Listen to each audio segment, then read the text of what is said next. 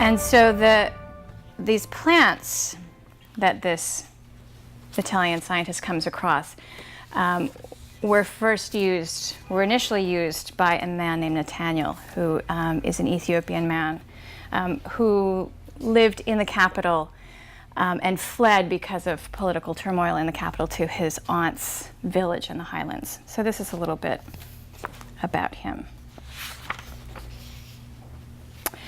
When he had first arrived at his maternal aunt's gojo, her home in Chochote, almost 2 decades earlier, he had known nothing of tending coffee plants. He had tried to be useful, but he picked the red berries slowly, filling half a basket for every 3 the other men picked. So he'd come to prefer staying with the old women, helping them tend the sick and the dying, to fecklessly picking coffee in the forests with the other adults.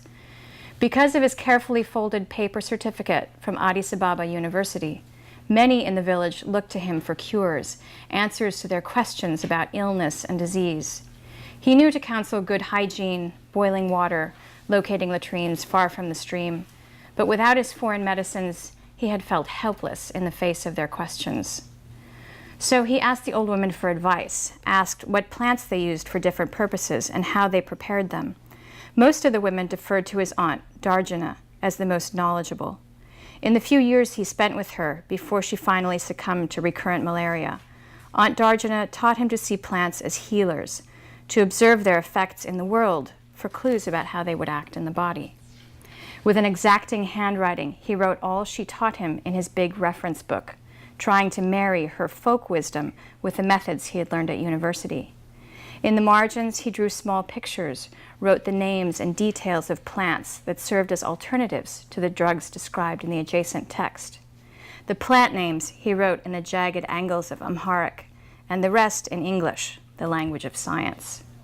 He pressed leaf and flower samples in between the pages until dried pollen and leaf sap dotted and stained the white background of most pages. Aunt Darjana often spoke wistfully of plants, roots, and berries she had used as a young woman, but which she could no longer find nearby. "They have abandoned us," she would say. These things he wrote in parentheses, separating them with curved lines from the things he had seen with his own eyes, things he knew as real and true. With each plant, he learned, Nathaniel grew to see Chochote not as a place of temporary exile, but as home.